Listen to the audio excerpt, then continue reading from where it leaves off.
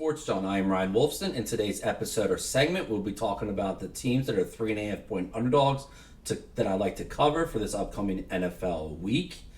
It must be winter because I'm ice cold. I went 0-3 again last week. That brings my record to 11-12 on the season. The teams that I covering last week that didn't were the Steelers, the Bears, and the Cowboys.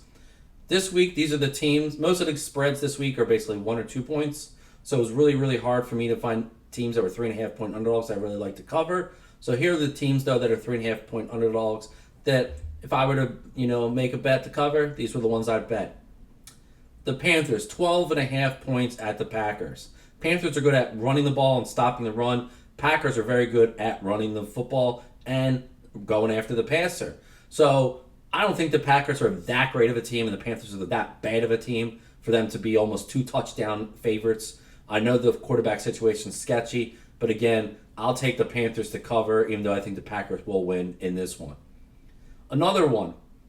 The Lions are coming off a bye, but sometimes that could cool down a hot team, and they are at home, and it's a division rival.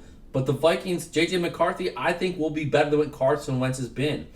Not to mention, usually when a team gets embarrassed on national television like the Vikings did on Thursday Night Football, they almost have just as much time to prepare as the Lions did for this matchup. They bounce back. J.J. McCarthy should be back.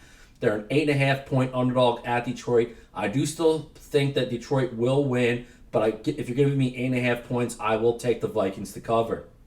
And then the last one. This is kind of my big upset, is the Steelers at home, 3.5-point underdogs to the Colts. The Colts are the hottest team in football, probably should be undefeated, and I probably will still take the Colts to win this game.